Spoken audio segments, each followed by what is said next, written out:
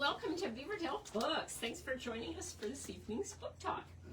And before we begin, I have to mention a couple of our upcoming events. Tomorrow night we have Open Mic Night, and that is a poetry reading, and it is so much fun. You don't want to miss it. If you read poetry, listen to poetry, just write poetry, bring it, and we are going to be having contributors from the Poetry Potluck Anthology, and that starts at 7 p.m. Then also, if you are looking to do some holiday shopping, be sure to pick up our holiday catalog and get a jump on your shopping with 10% off on any of the books in the catalog. And I'm looking at the wrong introduction. I just realized. I know. There we go. We're here with Susan really Johnson, tomorrow author of I Found Myself in the South. Is that really tomorrow night? It really is. It really is. Yeah. Yeah, it really is. Because I'm like, wait a minute, that is not it. Okay, first of all, it's my pleasure to introduce Rekha Basu, a retired opinion columnist for the Des Moines Register. Rekha has worked as a reporter, editorial writer, and columnist at newspapers in New York, Florida, and Iowa. She has made guest appearances on network TV with Tom Brokaw, Rachel Maddow, Aaron Burnett, Gwen Ifill, and CNN International's Richard Quest. And she's also been featured on C-SPAN Book TV as the author of Finding Her Voice, a compilation of her Register columns on women, which I've read, and it's wonderful. But tonight's guest, Steve Grove, moved from Silicon Valley back to his home state of Minnesota with his wife and fellow tech executive, Mary Grove, and their one-year-old twins. He traded his tech career for a position in state government with Governor Tim Walz. And far from working at a fast-paced tech company, Grove's shift to leading a large government bureaucracy brought a sequence of struggles and triumphs, vividly portrayed with both humor and affection in his new book, How I Ended Up in the Midwest. Today, Steve is CEO and publisher of the Minnesota Star Tribune. Before returning to the Midwest, he was an executive at Google and YouTube, most recently as the founding director of the Google News Lab, and previously as YouTube's first head of news and politics. He's a graduate of Claremont McKenna College with a master's degree from the Harvard Kennedy School. He also worked as a journalist for the Boston Globe, ABC News, and the Northfield News. There you go, on paper. That's his hometown newspaper, and he has served as an advisor to the White House and State Department on counterterrorism strategy. Steve and his wife Mary are the co-founders of Silicon North Stars, a nonprofit that helps underserved youth find career pathways in technology. And now they are the proud parents of 8-year-old twins, a yellow lab, and 2 phone cats. There you go. Join me in welcoming Steve and Rekha. Thanks, Jen. There you go. It's great to have you here, and since we're a small but intimate group, we can really feel free to ask questions without having to put up our hands and such. Well, why don't you, welcome. Thanks for being in Iowa. I know you had other reasons to be here, but just delighted that you were able to make a stop over here. So why don't you start by telling us a little bit about the book and what prompted you to write it? And by the way, have you done a lot of book talks already? Is this? Yeah, I think we're in the mid-30s at this point. Oh, So wow. It's been a tour. It's been fun. But first-time author, so it's really a joy to get to do. And thanks for doing this. Thanks for coming. Yeah, I didn't know I was going to write a book like this one when I set out to do it, but I had sort of spent time at Google and left to join state government and had this journey through the pandemic that was kind of odd enough and unique enough, and we can talk a bit about it, that I thought maybe there's a book of me that I could share here. And it was really a pleasure to get to write. My story, in a nutshell, I grew up in Minnesota, Northfield, small college town. Cow's College is a Contentment is the slogan at the edge of the town and the sign as you drive in. And I always thought I'd leave. I don't know, a lot of maybe Minnesotans and Iowans, you're a Midwesterner, you think I'm going to get out, I'm going to break out of town when I get old enough to do it. And I did do that. After high school, I left, went to college in California, spent time in Japan and India. We were just talking about that. and ended up eventually in Silicon Valley because I discovered this site called YouTube, and it was kind of the early days of YouTube. It was just being used to share video clips and very much kind of an entertainment site, clips of dogs on skateboards and ripped clips of Saturday Night Live and things like that. But it started to be used in politics in some kind of interesting ways. And in the 2006 midterm elections, there was a senator named George Allen who was in rural Virginia, and he was speaking to a group of like 20 voters who he thought he was just speaking only to them, but there was a cameraman there, and in that sort of campaign stop, he used a racial slur. And he was very comfortable using that racial slur at this particular stop because, again, he thought he was just talking to a specific audience, but with this new site, YouTube, you could suddenly upload that clip and boom, it went viral. And this is kind of the first viral political video in the age of YouTube, and suddenly it kind of put YouTube on the map because that clip kind of ended up surfacing a whole host of other behaviors that were troubling, and George Allen lost his U.S. Senate seat by about 0.1 percentage points in that election, and it turned the whole Senate from right to left, and so which is this kind of watershed moment.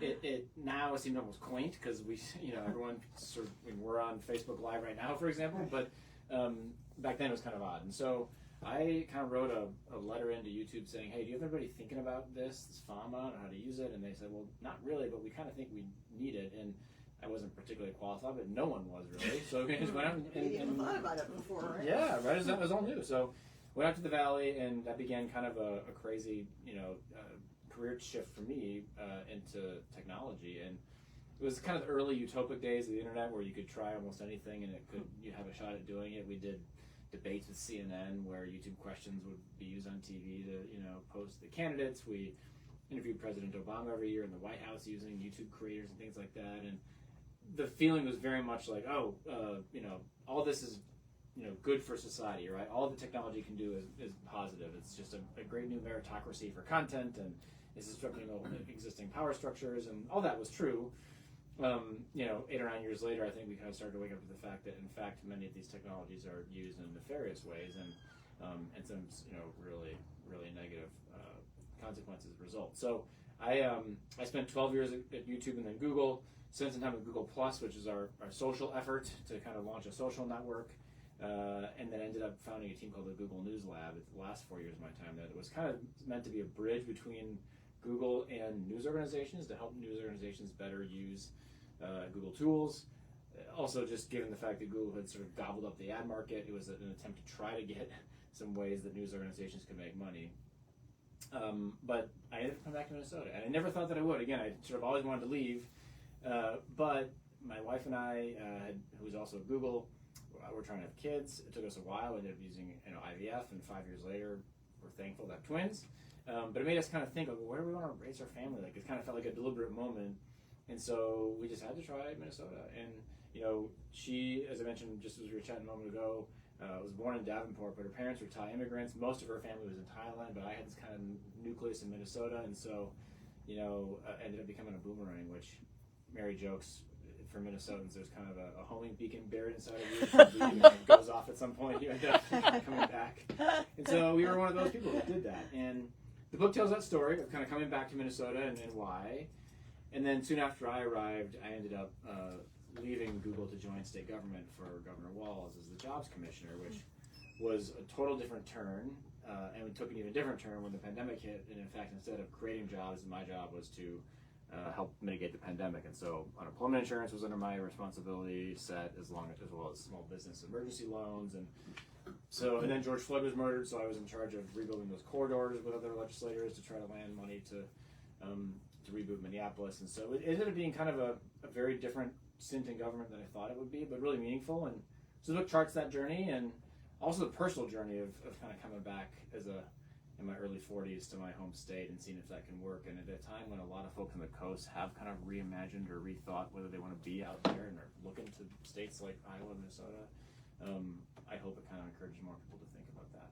So yeah, it was a joy to get to write and fun to get to share. So has it been reviewed in your newspaper? Yeah, well, that's tricky. Yeah. We landed on let's do a Q&A. Because because it's weird to review the boss's book, sort of, you know what I mean? So we did Q&A. Somebody got fired as a result. Yeah. I think I'm a pretty friendly colleague, but yeah, but, you know, the newsrooms, as you know well, there's ethics, and there should be, so we did like a Q&A thing. Well, I have to say, you know, in reading the book, I just found, I was so impressed by how humble you are, because you're so skilled in so many things. You've had so many incredible jobs, advising the White House, working for the governor's office, and, you know, being a publisher of a major daily newspaper, and so many, and the whole new YouTube phenomenon, the high-tech phenomenon. So, but you don't call any real attention to yourself other than talking about what's going through your mind and in your life with your marriage and moving and things. You just tell the story matter-of-factly. And I really admire that, because not a lot of people would write it that way. They would, like, you know, throw Tim Walz in the intro and, you know, right? I mean, they do a lot of, you know, patting themselves on the back, but you don't do that. And when we were talking a few minutes earlier, you kind of said there's a double entendre about the title. How I Found Myself in the Midwest is about both how you found yourself while being in the Midwest, but also how you landed up there. Talk a little bit about the process of finding yourself in the Midwest, and not just relocating there, but how the Midwest allowed you to explore more of yourself and find more of yourself. Yeah.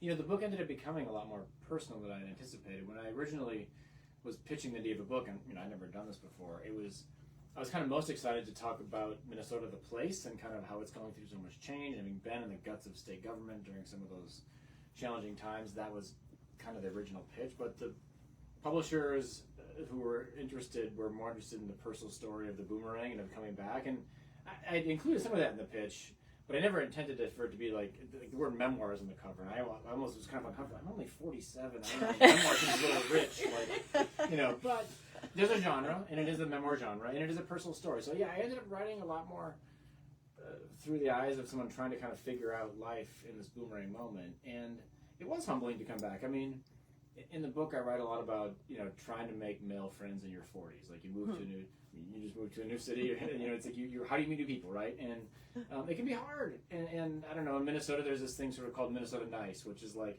everyone's really friendly, but will they really invite you over to their house? Like, that's kind of the... Kind of like Iowa Nice. Right? Yeah, that's kind of a dynamic, if you will. And so I write about that journey and just trying to be assertive and meet people and mandate and those sorts of things that I ended up doing to try to meet people, and it was enriching. At a deeper level, you know, I write a lot about spirituality in the book too. I grew up in a very conservative evangelical family. You know, my parents were sort of like, they've since changed, and I share that in the book, but at the time we're very dogmatic about, you know, if you don't believe this specific thing, you're not going to be in heaven. In fact, you'll be in hell. And I kind of grew up in that very black and white culture, and like many Americans, left the church and never thought I'd come back. And it was always kind of this rift between me and my folks. And moving back home, if I hadn't done it, I don't think I'd ever been able to kind of repair that. But moving back home gave me an opportunity to kind of work up the guts to revisit some of those topics with my parents, especially with my dad. And I learned a lot by doing it. In fact, found that he had also changed in his thinking considerably, and had, you know, made some relationships in his adult life that had changed his views on things like, you know, gay marriage and even the existence of hell, actually, which was interesting. So, And Gandhi, yeah, he would say. So if he, I write about in the book that when I was in high school, I would say, well, Dad, is Gandhi going to heaven or hell? And he would say, well, you know, it's. I can't say he's going to heaven, and I think he's probably going to hell because he's not a born-again Christian. And it was, you know, he would cringe hearing me say that now, and he's since shifted his thinking. But it was that kind of a church community we grew up in. It wasn't just my dad; it was the whole community felt that very clearly. And you know, in the book, I just talk about kind of the journey of, and my parents were very generous with me to kind of go on that journey with me, and they had changed. And then for me, the positive thing was I found a church that worked for me and for my family. And so it's a story of kind of coming back to a religion, but one that kind of fit me. It's an Episcopal church in our neighborhood, and so yeah, the book ended up being very personal. And I even talked about the fertility journey we went on, which not a lot of people like to talk about because it's kind of that you do. I love that you did that. Yeah. And your wife Mary was okay with that. She was. Yeah, we have, of course. That's one of those things where you talk a lot about whether you want to do that. She's been very open with friends and others. We found in our journey to try to have kids that when you meet others who are going through fertility journeys, it just helps, you know. And the book actually charts our attempt to have a third child, which we weren't able to do. But through that process, shared kind of our struggles with it and our acceptance of being very fortunate to have the two that we do. And yeah, I guess when you sit down to write a book about your life, you kind of realize the more vulnerable you can be, probably the better book it is. Is you know, if as long as you're comfortable with it, and my parents were, and my wife was, and it, and that way ended up becoming the journey of writing itself is kind of a learning experience. You know, you learn through writing, as I know you have over your extraordinary career. So absolutely, no, it's beautifully done. I mean, you integrate everything, and you know, you cover so much ground in terms of issues. Like you talk about the George Floyd killing, and then the protests after that, and what, you know, that did to the city, but also, you know, what it did, how it affected minority communities of color, especially when there was, you know, destruction of buildings and things. But you do something much more powerful, which is you go back in history and talk about redlining and talk about building, talk about that a little bit, because the same thing happened in Des Moines, by the way, when they built that, you know, highway. The freeway, yeah. No, this is unfortunately a trend in a lot of places. It is pretty stark in Minnesota, though. I think the book kind of lovingly lifts up sort of the Minnesota exceptionalism that we have in our state of like, oh, we're all above average, and we rank on all these top 10 lists, and sort of Garrison Keillor quote of all of our women are stronger and men are smarter and kids are better looking or whatever. Which is total hogwash, but it's a bit of a Minnesota thing, right? Yeah. The flip side of that is the Minnesota paradox, which the world saw laid bare during the George Floyd protests, which is that we have some of the biggest gaps in the country between whites and people of color on housing, on incomes, on just general quality of life. And in some neighborhoods, it's really quite bad. I think the reference you're making is to this neighborhood called Rondo in St. Paul. It was cut off when 394, this freeway, was put right through the neighborhood. And now it's in a situation where literally the life expectancy, if you were in that neighborhood, is 20 years lower than if you're like, you know, 8 blocks to the west or east or something. Wow. It's just really stark. And so, you know, I'm a white man leading an agency whose job it was, you know, the jobs department, to help create opportunity for people. So I had a lot to learn, frankly, and so I'm pretty honest about what I learned personally, but also, you know, in that public role. And then as it related to the George Floyd crisis, I mean, the big challenge there was how do you get money into these corridors in a really politically charged environment when many of the folks on the right felt that the destruction that happened in the Twin Cities was the fault of Democratic politicians, and therefore, why should the whole state have to pay for that? And if you're on the left side of the aisle, you're like, well, if a tornado hits a rural town, the state comes to pay for it. So and you know, you could make an argument on either side of that. But Minnesota does have this tradition, and I know Iowa does too, of people trying to work across the aisle.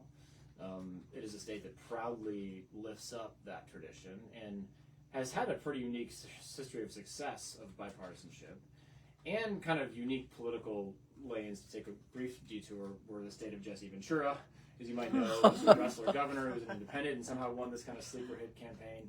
We're also the state that has had the largest third party in the history of American politics, the Farmer Labor Party, which is now the DFL. You might know Minnesota's Democratic Farmer Labor Party was a combination of those two, but for about 40 years, the Farmer Labor Party, which was this third party, it was a unique coalition between farmers in rural Minnesota and urban laborers in the metro, band together to elect 3 or 4 different Minnesota governors, about 8 different Congress people. Wow. And so there is this kind of let's get it done attitude in our politics that I think still does exist. And ultimately we got there with the George Floyd dollars, but it took some unique wrangling. And I was a novice to all this. I didn't have a deep political history, but with the help of a lot of others and collaborating with these legislators, we found a way to both drive money, and thank God for the surplus kind of post-COVID, but to rebuild those corridors and rebuild main streets in rural Minnesota that have been hit by, you know, pandemic mitigations, because of course we, more so than Iowa and many states, did kind of lock down.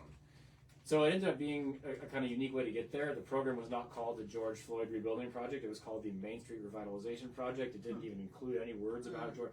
So we had to kind of, and this is how the sausage gets made. And so I think the book does kind of get into the inner workings of state government. I hope in ways that are compelling and interesting and just show you a little bit of at least my window into it. But I do leave with a hopeful note about the ability to get things done in a crisis and to get things done across the aisle. I think it's harder now than it once was. even harder today than it was when I wrote the book. But it's possible, and I try to give some hope on that front, if you will. Yeah, you do. Well, I mean, I wish you could give Iowans who are more progressive some hope. Yeah. Oh, we need it. Right? I mean, the trifecta, in the courts and in the legislature and in the governor's office is all Republican, but hardcore, MAGA Republican, basically. Yeah. And we have lost so many rights, LGBTQ rights and abortion rights, and the environment is... School education. School vouchers. I mean, just so many things that are happening and they're not being challenged. And, one wonders, where is this all going to end up? How is this going to change? And I know I have heard of Iowans who have moved to Minnesota because there's more liberties there. And they don't want to, and a lot of young people are actually leaving the state, which you have people coming and going, I think, in Minnesota, right? Yeah. But here it seems to be a one-way passage out. I don't think I could ever get my kids to move back here. Really? Yeah. Yeah, I think the model that Minnesota has, I mean, you're right, like, I think it is a more progressive state than Iowa. We haven't elected a statewide Republican official in 20 years. I suspect that will change relatively. It's far more purple than that sounds. But it has managed to hold on to a pretty progressive tradition, and, our governor, who's now running for a third term, which is pretty unprecedented, has been a big part of that. And, I think the Minnesota model, though, regardless of whether you're Republican or Democrat, has kind of been this idea of like the field of dreams strategy of economic development. Like, if you build it, they will come. Build great roads, build great sewers, invest in education, try to distribute tax dollars in a way that makes prosperity possible across the state. And that model, ended up putting our governor, Wendell Anderson, on the front page of Time magazine back in the day, holding the walleye with sort of the title, The Good Life in Minnesota. And it was this whole kind of like bucolic sort of thesis that Minnesota had found a way to attract people. And we don't spend a lot of money. I would argue we should spend more, but attracting companies to come to our state through, big tax incentives and grant awards, because we're betting on kind of the infrastructure and the talent to be a detractor, which has worked for a long time. It is harder today than it once was, but I think add to that now, to your point, progressive policies, abortion rights, a state where you can be who you want and love who you want, and I think, the governor would tell you that's a big bet for attracting people to come live here at a time when it seems so stark between Minnesota and some of our neighbors. Although you did face some pushback during COVID, when there were this mask requirements and other requirements about having to come to work, and that sort of surprised me a little bit in a state like Minnesota. It was intense. Yeah. Yeah, I mean, the urban-rural divide is real, in Minnesota just like it is here, and, nothing to lay that more bare than a pandemic that forces you to ask the very fundamental questions of human liberty, like what are you allowed to do, what are you allowed to wear, where are you allowed to be. I mean, this was true everywhere, not just Minnesota, but it definitely shook the foundations of a state that has kind of prided itself on this statewide identity. Minnesota has like the top state pride in the country. When you survey people, like, are you proud of your state? It's Minnesota and Michigan who are tied for first in the country on that front. Really? So there's kind of it's a thing, yeah, and it's part of why we moved the Star Tribune to be the Minnesota Star Tribune, just kind of trying to bank on that identity. But I think that took a licking during the pandemic, and I spent a lot of time in what we call Greater Minnesota, like rural Minnesota, during the pandemic, talking to people, and there was just a real feeling that kind of St. Paul was a little daft and not paying attention to what it's like. The common refrain is like, we live in rural Minnesota. Social distancing is just how we live already. We don't need a social distancing requirement. And I get it, I mean, no one would say we got the pandemic perfect.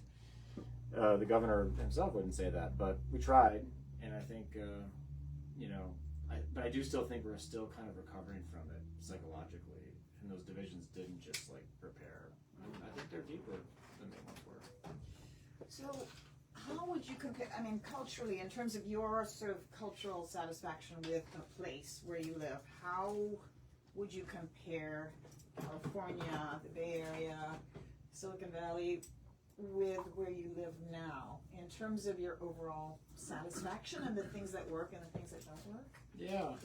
I mean, I liked living in the Valley. It's a pretty remarkable place. These companies are doing incredible things, and it's full of talent. It's also got kind of a swagger to it that I suppose is helpful. To start a company, you got to be a little bit bold and fearless. But of course, the downside of that is that you're not paying as much attention to the impact of the technologies that you create, and it's sometimes I would argue the Valley creates technologies that are simply there to gobble up your time and attention, not actually do something of value in the marketplace. And I think Minnesota, I would think it's probably the same as true here. It's a very purpose-driven startup ecosystem. There's a lot of like healthcare startups and ag startups and health insurance startups, and so it's a very purpose-driven market. And I think that's a unique differentiator. Not to say we don't still envy the Valley for all of its frenetism and its venture capital and what have you, but I think that's the difference I try to lift up in the book, which is there's a line in the book where I try to sum it up in one sentence, which is basically, the winters are too long and too hard to like work hard on something that has no real impact on society. And it's just you got to make it count here, And so I found that to be true in Minnesota. I think you can probably pull a little bit of both of those pieces. You need a little swagger, you need a little purpose to have a good ecosystem, but we still miss the Valley too. Like there's some cultural things out there that are really attractive. So do you think you might ever move back there? I don't know. Leave that question a little open. I do leave it a little open. So, I could see it, but it's not our current trajectory. The kids are in school now and things like that. We definitely feel at home. We also kind of learned that life has chapters. I mean, you move for all kinds of reasons in different chapters, and you've had chapters in Florida and here and India and New York, and it's just that's kind of makes life fun too. Yeah. So it's not how I found myself in the Midwest forever. This is not the title, but certainly for now. Yeah. And it makes you who you are. I mean, each one of those different cultures feeds into the person that you become. So you balance them somehow in your mind. Yeah. Do any of you have questions? Because I don't want to dominate. I don't want to hog the show, but there's so many. Did you not feel like your kids would have a good growing up out there? Is that why you moved back here? Maybe to be closer to family here? Yeah, that was part of it. It was my parents are very involved grandparents, and so I think we knew we had that support network. I don't think didn't feel like we were running from something out there as much as running to something to give it a shot, but it very much felt like an experiment, and it feels less like that now, but I feel like let's see was kind of the thinking. Yeah, I love that area out there. My sister lives just south of Silicon Valley, and I love it out there. It's awesome. It's a great place to visit. I don't know if I'd want to live out there. Yeah. It's expensive and it's crowded and there's all kinds of reasons not to be there, but I think for us it was more the pull of family. And then, people kind of think it's quaint, but I think it's true that there are Midwestern values they're strong, and I think we felt that when we came back, and the kids are getting exposure to different things. I think the hard part for them, because my wife is of Thai descent, so my kids are half Thai, half Caucasian. The diversity here isn't as good as it, I guess it was out there. Well, it is Minneapolis. Yeah, you're right. Minneapolis is not too bad, but it's hard to compare it to California, where it's almost it's majority minority, and so there's that. But so far so good. Do you think that you would have come to faith, to religion, if you had stayed in California? I don't think so. Yeah, part of it was, maybe this was subconscious, but part of it probably might have been too for me. Like I kind of want to circle the square with my folks a little bit. There's a bit of that homecoming impulse. Yeah. What caught my interest, this little thing I read on Axios, was just about the newspaper and coming to be printed in Des Moines. I didn't really know any of the details, but I've seen the demise of so many small town papers. Chuck Offenberger's a pal. He's from Shenandoah, where I grew up. And one of my best friends, her family had run the Sydney Argus Herald, and Sydney's a town of about 1,000. And it was a weekly, and her dad had done it for 40 or 50 years, and then she was now the editor, and she fought to keep it going. And for a while they printed in this other little town, Hamburg, and then that paper folded, and then she was printing in Shenandoah, and the Sentinel became the Valley News and all that stuff, and pretty soon they wouldn't print her paper either, so about 3 years ago she just folded. Yeah. Sad. And it was story, it was, and I also read last year, I can't think of the name of it, it's about Storm Lake and Art Cullen's book about It's called Storm Lake. Yeah, That book is, Storm Lake. But he's got a new one out now. Well, good. Yeah. Good, yeah. So anyway, I've just, I'm very saddened by the loss of the local paper. The last, I don't know, 10 years or so, I've just felt unconnected because there wasn't a paper to say, guess who's talking at the library tonight, or guess what's going on at the school, or all this stuff. I don't do Facebook, so I wouldn't have seen this on Facebook. But I really, grew up with the Des Moines Register on Every the morning. kitchen table every morning. So it's just, it's just. I also can't help but think, I really do believe that this lack of newspaper news coverage around many states and in rural areas has contributed to the rise of Republican. And Absolutely. the fractured feeling. The divisions, but also people are, this is an area you know a lot more about, but people are getting their news from social media, and a lot of that is fake, is rubbish. Can you talk about that? Completely. Yeah. No, these are troubling trends. It's kind of why I was attracted to this opportunity, which, we feel a little lucky, although we still face all the same headwinds that the Register others face in terms of the economics. But to have an owner in Glenn Taylor, who owns the Strib, it's called the Strib, who wants to reinvest in it and try to make it a strong, thriving digital publication. But it's challenging. We've lost in this country 75% of the local journalists nationwide in the last 10 years. So it's just it's a complete gutting of the industry. And even the Strib has lost a ton of reporters too. We lose about 20% of our print subscribers year over year, and we've lost I think a third of the papers in the state in the last 10 years too. I'm sure I would guess it's similar numbers. Have there been a lot of layoffs? You said you've lost a lot of reporters also? We have not, there have been layoffs, obviously, as you know, nationwide. For us, it's been a bit more of attrition. We closing down our printing plant, as you referenced, unfortunately, meant we had to lay off about 130 of our production staff, which is hard. But it's, but I would say generally, I am not, there's all kinds of stats we can throw out that make us all kind of shake our heads and say news is doomed, and you could certainly believe that, and I think there's all kinds of reasons to be very alarmed. But, there's also some good signs. I think it's never been a better time to be a journalist if you want the kind of tools that you need to research things more quickly and effectively. For all that AI is doing to up in the business model, it also allows us to tell stories and get information and resurface archives and do all kinds of tasks more effectively that free up more people to actually do the journalism, which is our whole thesis. Is getting more reporters in the streets is our biggest differentiator. And I don't think that the demand for truth suddenly evaporated. I think people still want to know what's real.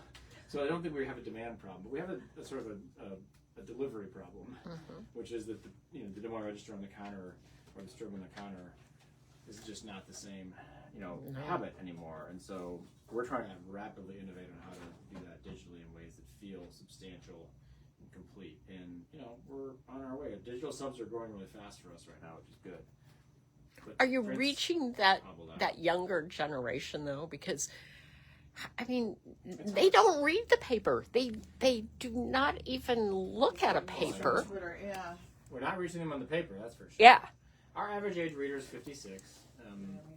Washington Post, I've been told, is about 74. So we're Wow. They are kind of interesting. But Wow. it's never gonna be 20, right? No. We're not gonna chase youth completely. There's a moment, and then you become a parent, you buy a house. There's these moments where suddenly the news matters a little bit more to you, and that's probably always going to be true. But I don't know. Even people my age get news on TikTok, so it's not as if it's just the youngsters, right? So we've really inflected to doing more online. We have a pretty robust, profile on Instagram and TikTok. We do a lot of doing more and more video and audio. We can't just be about the written word. It can be harder to justify, because you have to convert someone to pay for it, and if you're on these third-party sites, they're not paying for it. So that's the conundrum. But when you build kind of your basic consumer funnel of you need a lot of people at the top to be aware of you, and you kind of try to pull them into your site to the point where they're going to subscribe, we have a shot. One of the big swings we're taking on is high school sports. So we launched kind of a whole sub-brand within the Star Tribune called Strib Varsity, which is this kind of pretty expansive statewide play to have a one-stop shop for high school sports. So sports, scores, stats, articles, rankings, live streams of games. It's a pretty robust effort, and our hope is that we can kind of capture the family set, like one of our big targets is suburban families. We think there's a lot of headroom there, and if your kid's name's in the paper, you want to buy the paper, it's that basic thesis, and so we might get into younger people through that avenue, but I don't know, in 20 years, will we still be printing newspaper? Will news still be the written word? I don't know. I would assume audio and video and other mediums are going to take over it. If AI and these sort of agentic or assistant-like experiences where we're going, you can imagine an exciting world for news where you have a news assistant in your pocket, but it's trusted, and it's not, it's not just scanning the slop of the internet, but maybe pulling from a trusted news source. But the media has almost forced us into digital. I remember when the Register started, pushing digital newspapers, and I'm like, I don't want digital. I want to hold it. I know. But then the pricing and everything. Well, it's a luxury product. I It met one is. in a book event once who said, or not, it was actually just a Star Tribune listening session, who said, every morning I take the paper off my front stoop and I put it in the microwave for 30 seconds so I can read a fresh, hot, piping newspaper every morning. I'm like, really? I've only heard that once, but... It's a reflection of how cold it gets. Yes, Yeah. exactly. It is a physical thing. You feel it. And you don't get that with digital. no, you don't. And you don't retain with digital. It's harder. It is harder. Do you have a policy at the newspaper about using AI for research?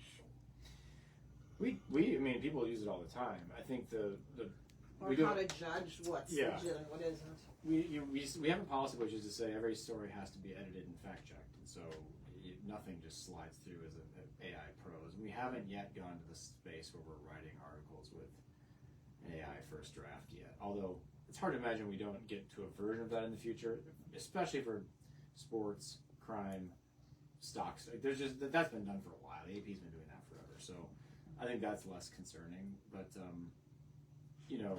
we have a policy against robot writing and ensuring that fact checking is there. But there's all kinds of things like laying out the paper, the first version or copy edit. I mean, traditions I'm sure you used your whole career that just can be done better with machines. And so, again, our goal is to get as many people out from behind a community terminal and out into the community reporting. If you can use AI to advance that ratio, hopefully it'll be effective. But to a reader, the value prop has to be, there are human beings at this place doing reporting. If they think we're some bot farm, why would they pay for us? Let alone read us, really. So that's the careful balance.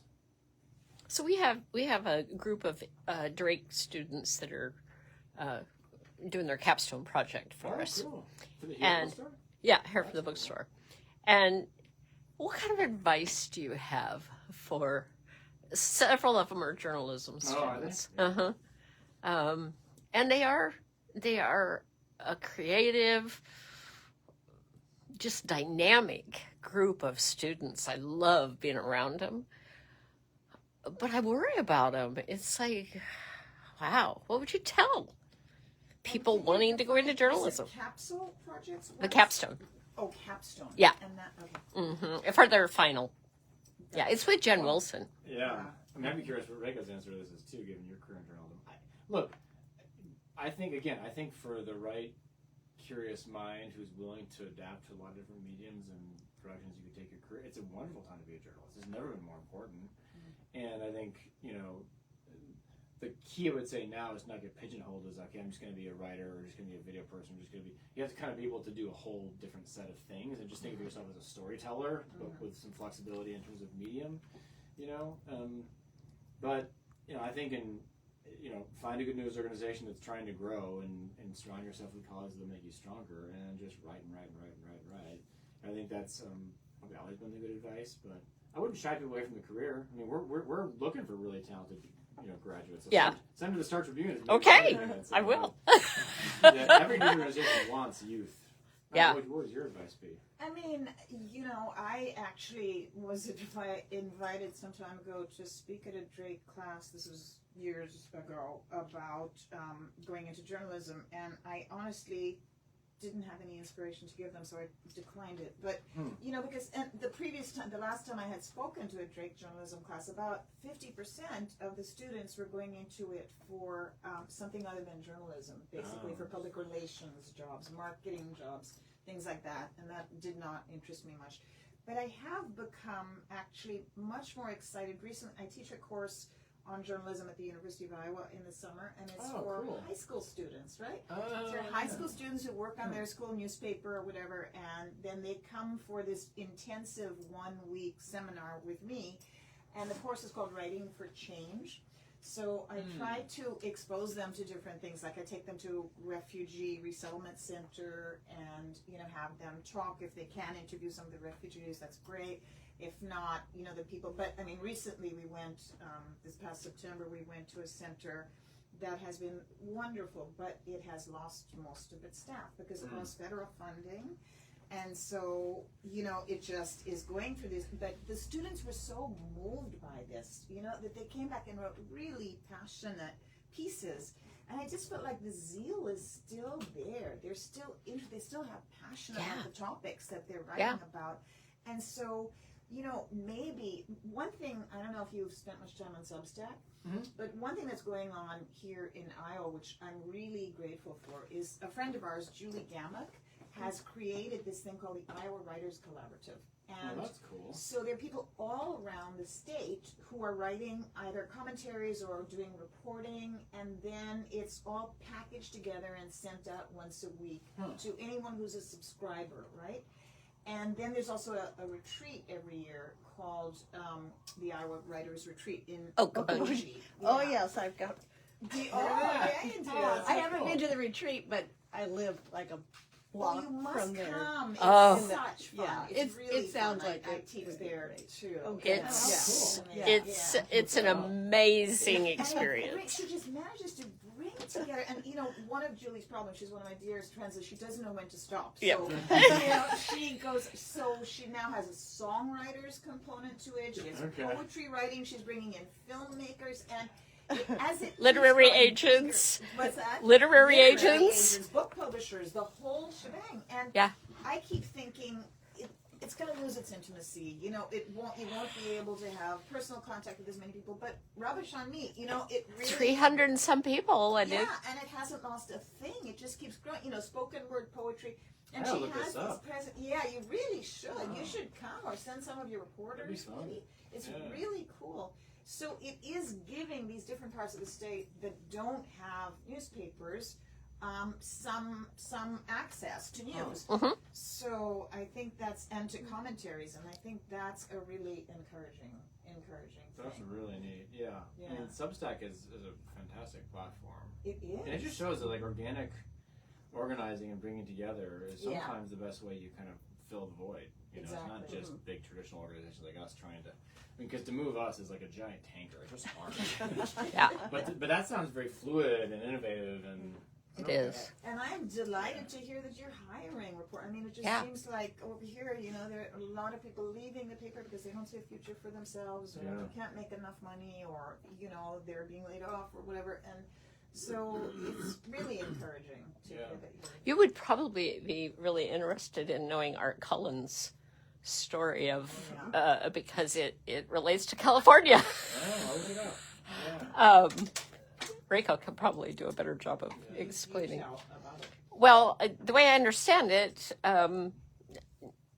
Art won a Pulitzer for a little tiny paper, Storm Lake. He's quite outspoken. Recent. A couple years Yeah, a ago. couple years ago. Yeah. Now I remember this. Okay. Yeah. Yes. And a very wealthy executive in California read the book, learned about it. Storm Lake, as you can imagine, is very heavy Hispanic population because there's a meatpacking industry there. And this gentleman basically underwrote the newspaper with a very generous donation to keep it going. Wow. I mean, that's the irony. He won a Pulitzer, right, for this extraordinary work he did about environmental, destruction in the state. And yet, he was going broke because it just cost so much to keep producing the paper. Pulitzer was his business strategy. I guess. Yeah. I mean, Yeah. Now I remember that name. Yeah.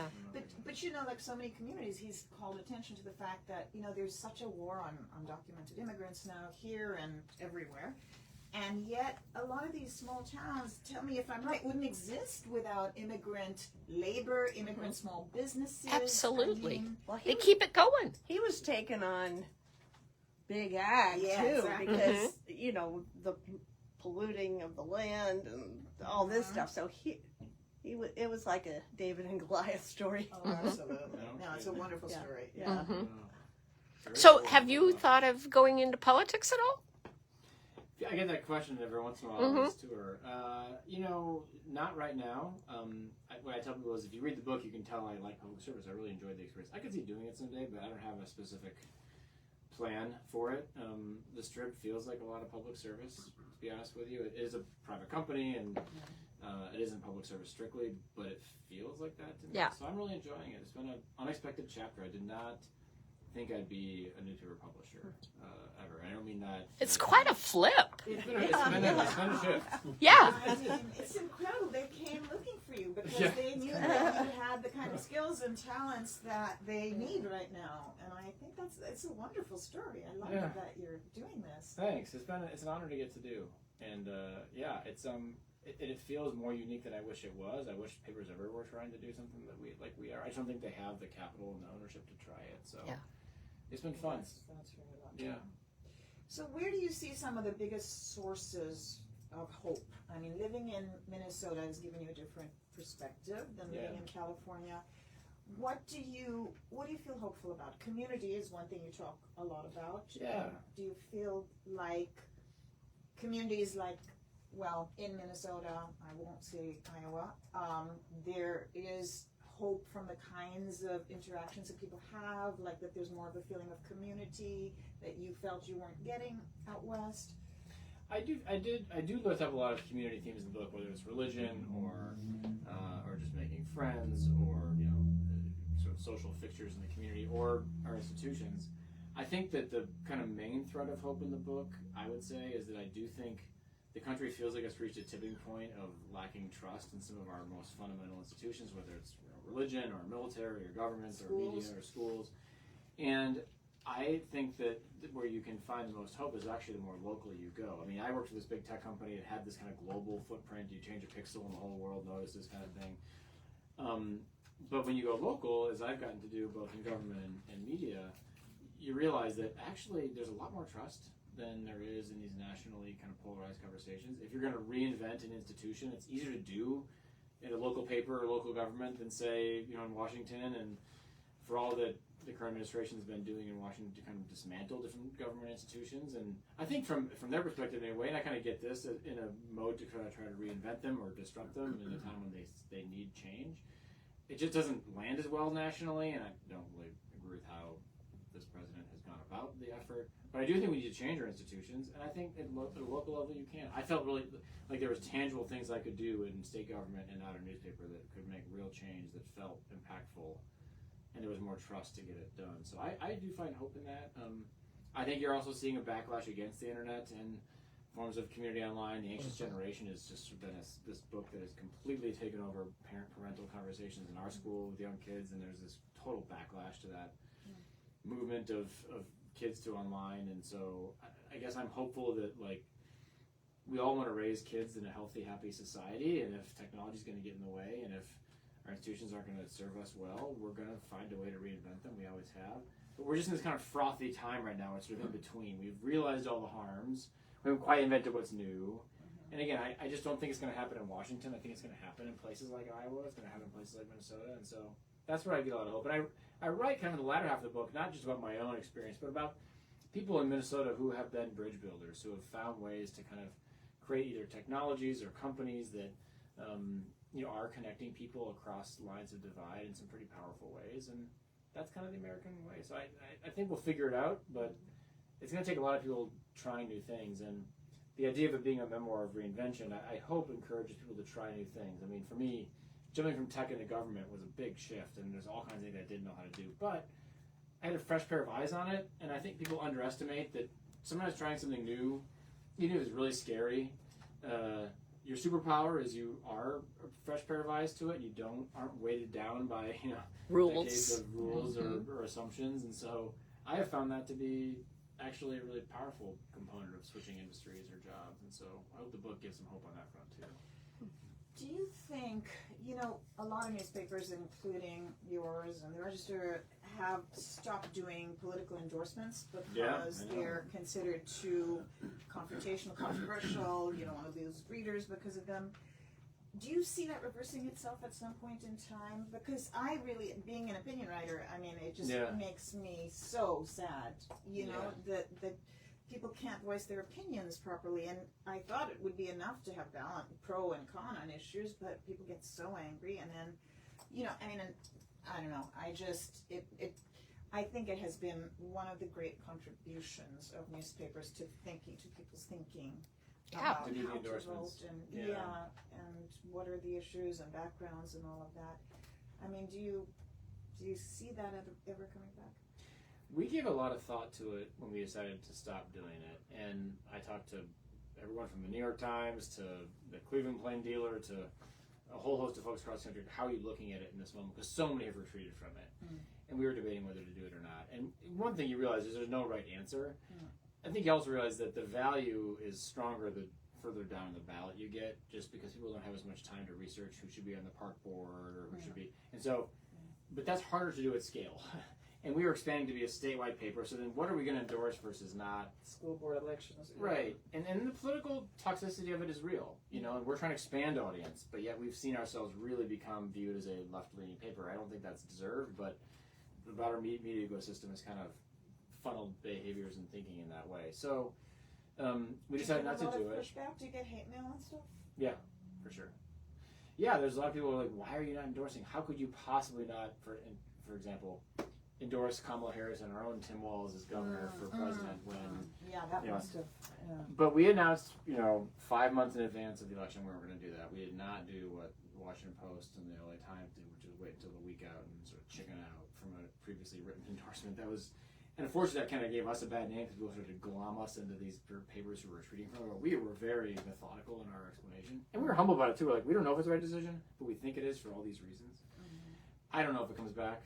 I don't know. I mean, we don't have a lot of appetite to bring it back because we're trying to lean into individual voice versus kind of the voice of the institution as a vehicle for opinion. But we haven't completely closed the door on it. And we do think that there is, value in having an institutional voice. You've been on boards, you know this better than I, but there's a power in having a collective view because it shows debate and synergy and what have you. So, but and the process of coming to that conclusion is a really lively one. You have a group of editorial writers who sit around and debate. It's real. It is. Just the way communities do. They do. So I do miss that. But Tim Walz, I mean, you must have had people in Minnesota must have had strong feelings, either pro or con, about him. And talk about who he is, what he's like, what we would not have known, and what you felt when he chose her as his running mate. Yeah, it was a special moment. Well, look, She chose him, sorry. Yeah, she chose him. Well, I knew Governor Walz back when he was a teacher because I volunteered in his first campaign when he went and ran for Congress, and so I was just out of grad school. It was actually right before I joined YouTube. I went in the campaign with him and I made YouTube videos of him. It was great. Really? A novel thing back then. They were not viral, but they were fun. I wrote a couple of policy papers for him, did some beat out the vote stuff. I was not a central figure in his campaign or life, but voluntarily. But so and I followed him, and he won. It was this huge upset thing. He's like this teacher. He beats this kind of 6-term congressman. It was an amazing moment.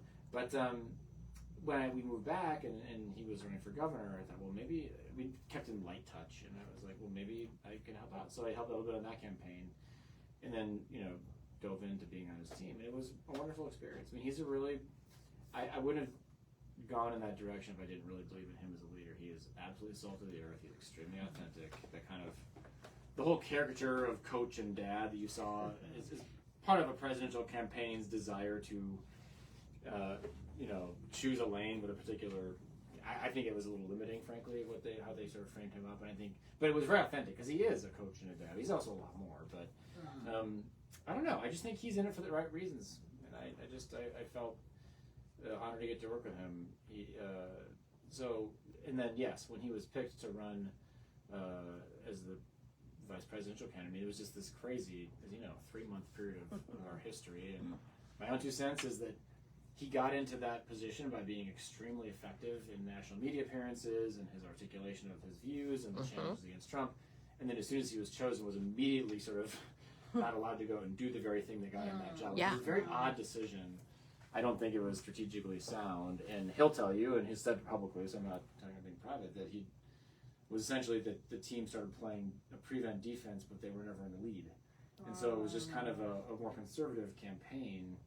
Whereas didn't let him shine. He shines in like podcasts and interviews and appearances, and less so in debates, as you saw. But very talented, incredibly talented leader. And so I think it was for Minnesota. Yeah, it was a little bit of the tall poppy syndrome. One of ours made it to the national stage, but didn't win, and so he's received a little bit of that kind of. But he remains a popular governor. I think he's got as good a shot as a third term as anyone ever has. It's hard to win 3 terms in politics, but he's. The Republican Party in our state isn't as strong, and so part of the calculation there too, I would assume, I'm not a part of his inner circle, but I would just assume his calculation too is like the dynamic on the right is different, and it's but an honor to get to work for him. Yeah, and the book doesn't lift up a ton of that. It's not about him, but of course when he was running and it was suddenly writing this book and he's in it, the publisher was trying to figure out, do we amp this up? I was like, no, I just want to write a book. That's what I'm saying. You're humble. Yeah. I mean, you had such incredible exclusive access to the guy, but you didn't milk it. Yeah. It was fun to write. It's fun for you guys to come out tonight. I mean, thanks for doing this. It's been, Well, thank you for coming to Beaverdale Books. Yeah. Yeah, Anyway, appreciate I it. mean, but any other questions or thoughts? Or I just have one. Yeah.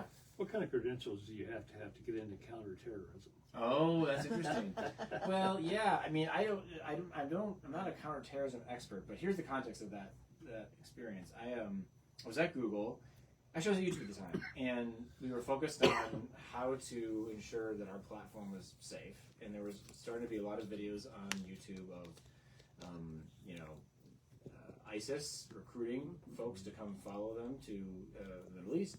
And then on the bad end, really bad end of it, there were beheading videos. Remember this period of time when ISIS was really rising fast. And so I was brought in with 4 other people for this kind of month-long, they called it a sprint, trying to focus on how to use technology within the State Department to stem this recruiting tide of young kids who were going online, using platforms like YouTube, and getting kind of hooked into this idea that ISIS was creating sort of this, utopic, Islamic kingdom in the Middle East, and you could come and fight for and be a part of it. And they were very effective at this. I mean, they had incredibly slick videos. They were warm and sort of charismatic about all of it. And there were 300 young people who came from the U.S. and left their families and just joined this effort. And so I just brought the credentials of somebody who was in tech and understood tech, and I was brought in alongside an advertising person, a woman who had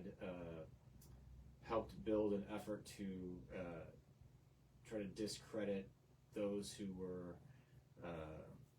pushing that vaccines caused measles. And so there's a bunch of weird experts brought in together to this. And we spent basically 3 weeks and change in the White House, in the State Department, building what ended up becoming something called the Global Engagement Center, which was like a new effort that the State Department used to try to be more organic and partner-driven in the efforts to stop some of these propaganda efforts online. So, yeah, it wasn't that I had counterterrorism expertise, but just as a tech person in these platforms came in to help. But it was a powerful experience.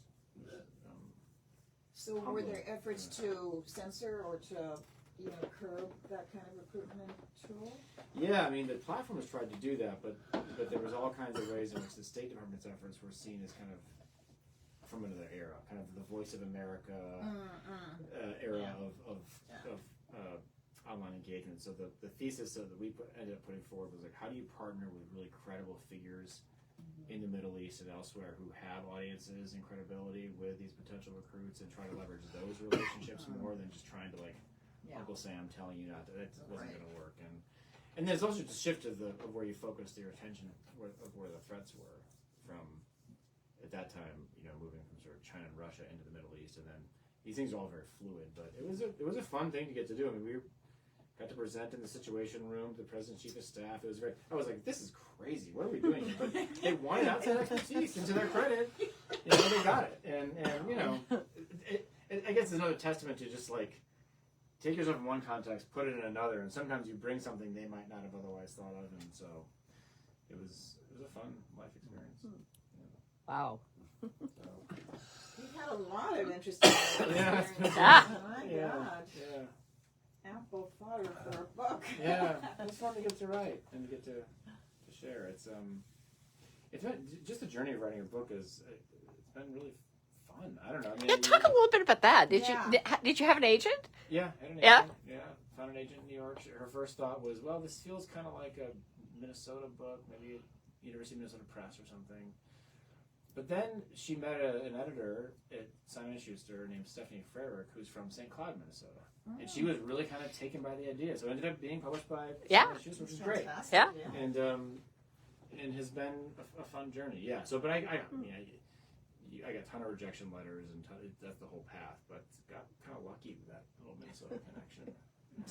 How about the Did you actual study writing? Yeah. The Yeah. actual Yeah. writing process. How did you figure out how to do it? Yeah, well, I've always liked to write, but I didn't have that much of a career in journalism like you. It was just really brief. I wrote way more than ended up in the book, as you know. One of the things, but I like to write, so I enjoyed it. I mean, I genuinely enjoyed the process. Where I think the book really pivoted towards being something that worked was when my editor said, because you're writing a book about your life, so what do you include, what do you not, right? That's a big question. Yeah. And then you can get a lot of like connective tissue, and then I went from the car to the building, and then I went from the building to the store. It's like, okay, I don't really care about that. I don't know, it's interesting to me. So she said, stop. She said, just figure out the 8 or 10 like the most important climactic scenes of your book as if it was a movie, and write those.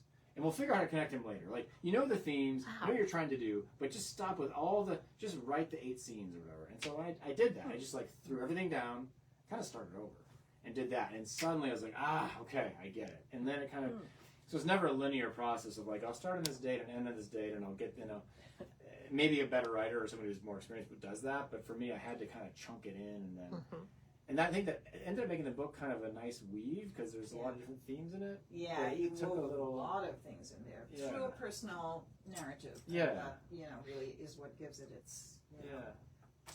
It was fun. You learn a lot when you write. I mean, I'm sure your career reflects this too. It's The right editor makes a Oh, God. world of difference, doesn't it? It really does. Yeah. Oh yeah, I would not even exist or be close to existing without the right editor.